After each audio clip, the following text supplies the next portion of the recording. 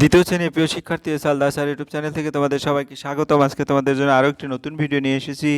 প্রশ্ন সেট 4, 5, 6, অর্থাৎ আমি ইতিপূর্বে 1 নম্বর শেষ সময় সেরা প্রস্তুতি হিসেবে 1 নম্বরের যে ভিডিওটি আমি দেখিয়েছি তাতে 1, 2, 3 আর আজকে বাংলা ইংরেজি গণিতেই 4, 5, 6 আর তৃতীয় পর্যায়ক্রমিক মূল্যায়নের জন্য ধারাবাহিকভাবে যদি বলি এরা হচ্ছে 4, 5, 6 এর 50 মার্কের এই 3টি স্কুলের প্রশ্ন বিশ্লেষণ সহ সম্পূর্ণ সমাধান দেখাবো এই ভিডিওতে। কাজে তোমরা যারা এখন আমার চ্যানেলটিকে সাবস্ক্রাইব করোনি তারা এখন এই চ্যানেলটিকে সাবস্ক্রাইব করে বেল আইকনটি প্রেস করে দাও।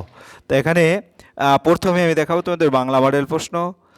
তা এখানে যে প্রশ্নটি সেই প্রশ্নটি গভর্নমেন্ট স্পন্সার্স মাল্টিপারপাস স্কুল টাকি হাউস এটা থেকে নেওয়া আছে। এখানে টোটাল প্রশ্ন আছে এক এক করে 12টি প্রশ্ন। আমি সমস্ত প্রশ্নের উত্তর তোমার এই ভিডিওতে আলোচনা করব। শক্তিবাবু নৌকোর নাম কি দিলেন? আমি যদি দেখি এখানে কিন্তু শক্তিনাথ বাবুর এই পৃষ্ঠাতে তোমার সেই উত্তরটা আছে 36 পৃষ্ঠা সহজ পাঠের। হ্যাঁ, তারপরে গিয়ে হলো তোমার এক এক করে যে প্রশ্নগুলি আছে। হাওড়া ব্রিজের পিছনে কোন রোড চলে? তারপরে গভীর গর্তের মতো জলাশয়কে ইংরেজিতে কি বলে? আমরা যদি এক এক করে উত্তর দেই, শক্তিবাবু নৌকোর নাম কি দিলেন? রক্তজবা। হাওড়া ব্রিজের পিছনে কোন রোড চলে? Harrison road. গভীর গর্তের মতো জলাশয়কে ইংরেজিতে বলে ওয়াটার হোল। বিশম্বর বাবু কোন মাসে সপ্তগ্রাম চলেছেন? বিশম্বর বাবু ফাগুন মাসে। স্টিমার ঘাটে কে হারমোনিয়াম বাজায়? হরে রাম মাথা নেড়ে হারমোনিয়াম বাজায়। দার্জিলিংয়ের ট্রেন হচ্ছে 30 ফুট। ট্রেন কত পথে গেলে 1 ফুট উঁচুতে ওঠে? 30 ফুট। দুর্লভের পিসি কে? কাত্যায়নী ঠাকুরন। হ্যাঁ, কাঠুরিয়ারদের কুড়ে ঘরে কি দিয়ে ছাওয়া? গোলপাতা দিয়ে ছাওয়া। এরপরের প্রশ্ন 2 নম্বরের প্রশ্ন, শব্দার্থ রাখো। স্মৃতিশক্তি, স্মরণশক্তি, আস্তানা, বাসস্থান, স্বদেশ, নিজের দেশ, গ্রাস, ভক্ষণ করা। যুক্তাক্ষর ভেঙে দেখাও এবং তা দিয়ে নির্দেশ মতো শব্দ বানাও। যেমন কয় ত, ক্ষিয় খ, অর্থাৎ কয়শ। তো এখানে শক্ত, এখানে কিচ্ছুক্ষণ। কবিতার আগের ও পরের লাইন লেখো। ম্যাপগুলি দেয়ালেতে করে ছটফট। আমরা যদি উত্তরটা দেখি তাহলে দেখব ম্যাপগুলি দেয়ালেতে করে ছটফট। পাখি যেন মরিতেছে পাখার ঝাপট। তারপরে ঘন্টা কেবলই দোলে ঢং ঢং বাজে। তারপর পাখির মতো উড়তে উড়তে আকাশ হব ঘুরতে ঘুরতে, দূর পাহাড়ের ছুটিয়ে যাব। এরপর আমরা চলে যাব পরের প্রশ্ন 5 নম্বর। সঠিক উত্তরটি লিখতে হবে। নীল ফুল, অপরাজিতা। তারপর মাছরাঙা পাখির গায়ের রং নীলচে সবুজ। আকারে খুব ছোট পাখি হামিংবার্ড। টাট্টু হলো এক ধরনের ছোট্ট ঘোড়া। ময়ূরের ডাক কেকা। দর্জি পাখি বাবুই পাখি। তারপরে দুর্লভ বাবুর পেয়াদা। ধনঞ্জয় শরৎকালের ফুল কাশফুল। এরপর আমরা চলে যাবো বাক্য রচনা। ট্রাম গাড়ি, কলকাতায় ট্রাম গাড়ি চলে। বিদ্যালয়, আমি আমার বিদ্যালয়কে খুব ভালোবাসি। তুলনা, আমার মায়ের কোনো তুলনা হয় না। মন্দির, আমাদের বাড়িতে একটা সুন্দর মন্দির আছে। আমি ডানা মেলে আকাশে উড়ি, রং সবুজ লাল ঠোঁট। আমি ছোলা লঙ্কা খেতে ভালোবাসি। আমি কথা নকল করি। আমি কি? আমি হচ্ছি টিয়া। তারপরে তোমার গিয়া এলোমেলো শব্দ সাজিয়ে সঠিক বাক্য করো। কত মন নাচে শোনো ধেই ধেই ধীনতা। দুর্লভবাবুর ছোট সেদিন কন্যার অন্নপ্রাশন। সেদিন দুর্লভবাবুর ছোট কন্যার অন্নপ্রাশন। এরপরে 9 নম্বর পাঠ্যাংশে প্রসঙ্গে অনুযায়ী উত্তর লেখো। বাবার সঙ্গে হেঁটে কলকাতায় আসে ছেলেটি। বাবা ও ছেলের পরিচয় দাও, তারা কোথা থেকে কোথায় আসছিলেন? আমরা যদি দেখি এখানে বাবার সঙ্গে হেঁটে কলকাতা আসছিল সেটি, রাস্তার ধারে মাইল ফলক দেখি বাবা চেনা। যাই হোক, এবার উত্তরটা দেখি আমরা। তো উত্তরটা হবে কি? বাবা ঠাকুরদাস বন্দ্যোপাধ্যায়, ছেলে ঈশ্বরচন্দ্র বিদ্যাসাগর, তারা তাদের বাড়ি থেকে হেঁটে কলকাতায় আসছিলেন। তারপরে তবু সত্যকে কখনো ছাড়িস নি, একথা কে কাকে বলেছিলেন? পরদিন মাস্টারমশাই কী করেন? হ্যাঁ, তাহলে এটার উত্তর যদি আমরা দেখি, বিশ্বজয় বিবেকানন্দ গল্পে বিবেকানন্দর মা বিবেকানন্দকে বলেছিল, মজার কথা হলো পরদিন মাস্টারমশাই ভূগোলের বই খুলে দেখেন তার এই ভুল হয়েছিল। তিনি নরেনকে ডেকে দুঃখ প্রকাশ করলেন। তারপর থেকে কোনোদিন তিনি নরেনকে অবজ্ঞা করেনি। তারপরে মাপ করবেন, টাকা নিতে পারবো না, নিলে অধর্ম হবে, কে বলেছিলেন? একথা বলেছিলেন ছায়ায় শুয়ে ঘুমালেন। বেলা যখন 4 প্রহর তখন কাঠুরিয়াদের সর্দার পথ দেখিয়ে নৌকায় তাদের পৌঁছে দিল। শক্তিবাবু 10 টাকার নোট বের করে বললেন, বড় উপকার করেছো, বকশিস লও। সর্দার হাত জোর করে বলল, মাপ করবেন, টাকা নিতে পারবো না, নিলে অধর্ম হবে। এই বলে নমস্কার করে সর্দার চলে গেল।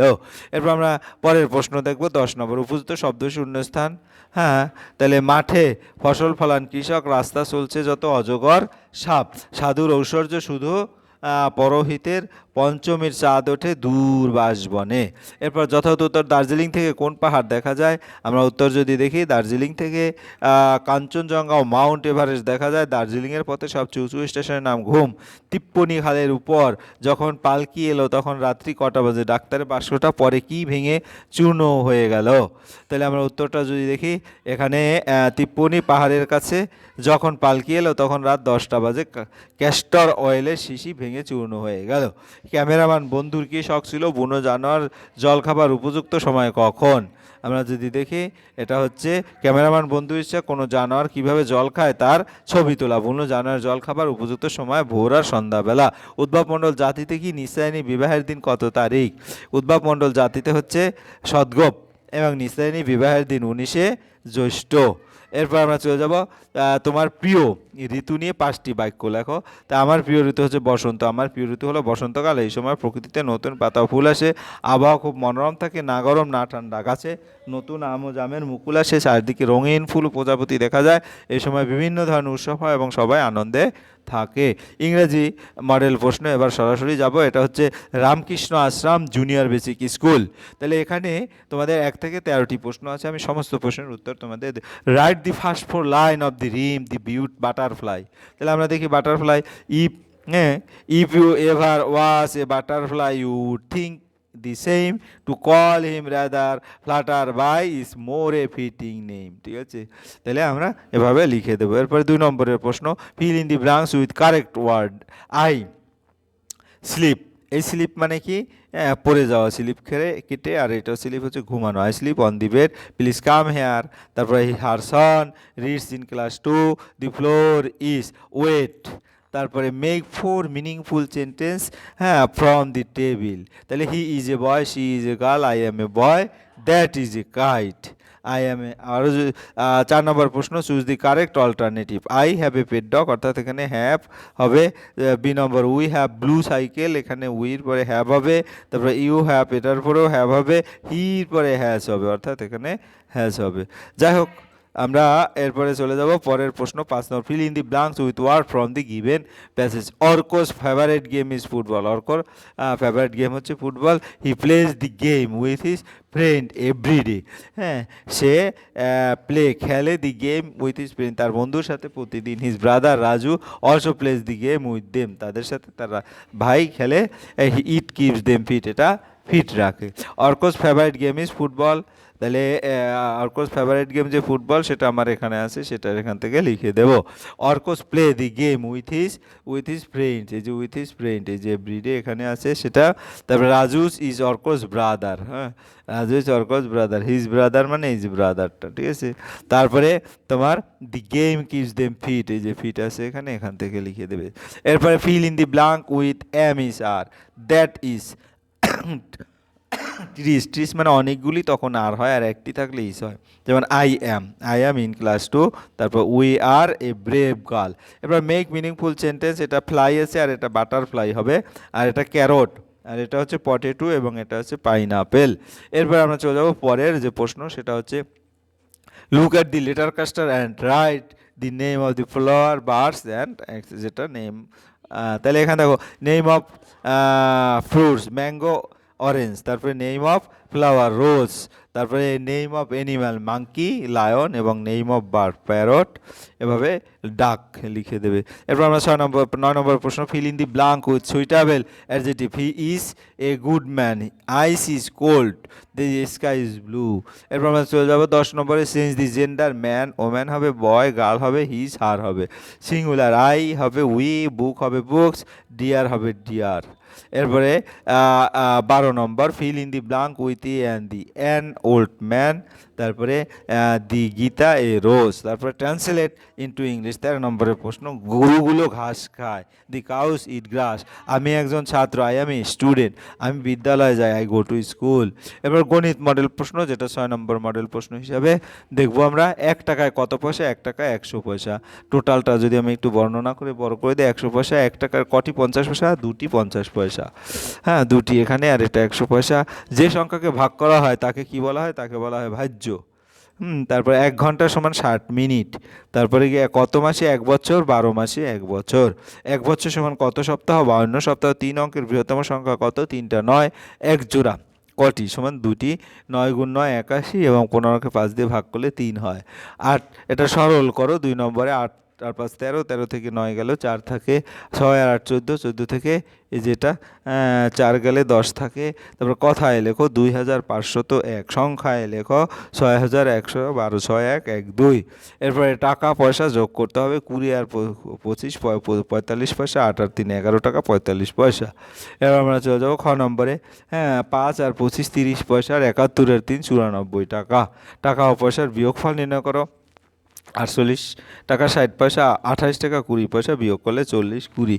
টাকা ও পয়সা 72 40, এটা যদি আমরা বিয়োগ করি তাহলে 40 থেকে 30 গেলে 10 থাকে, আর 72 থেকে 32 গেলে 40 থাকে। এরপর গুণফল নির্ণয় করো। গুণফল হচ্ছে কি, 6 7 42-এর 2, 42 নেমে গেল, 5 7 35। এরপর ভাগফল, ভাগ যদি করে 4 1 4, তারপর 8 নিলাম, 4 2 8, এবং পরবর্তীতে 4 1 4, অর্থাৎ 121 ভাগফল। বাবা তোমাকে 15 টাকা 15 পয়সা দিল, তোমার দিদিকে 22 টাকা 25 পয়সা, তোমার ভাইকে 12 টাকা 12.24 টাকা দিলেন। তারা মোট কত টাকা খরচ করলো? তো বাবা আমাকে দিলেন, এভাবে করে নিচে নিচে লিখবে, যোগ করবে। 5 আর 4 9, 9 আর 4 13, 9 5 আর 5 10 আর 4 14, এখানে 14 4 2 2, আমরা দেখি 2 2 4, 4 আর 1 5, 5 আর 1 6, তারপরে 5 আর 2 7, 7 আর 2 9, 2 আর 1 3, 3 আর 1 4, অর্থাৎ 49 টাকা 64 পয়সা। তুমি 45 টাকা থেকে 22 টাকা 50 পয়সা দামে একটি বই কিনলে, তোমার হাতে কত টাকা রইল? আমার কাছে আছে 50 টাকা, আর বই কিনলাম 22 টাকা 50 পয়সা, তাহলে বিয়োগ করলে বাকি 27 টাকা 50 পয়সা। আমার হাতে 27 টাকা 50 পয়সা থাকলো।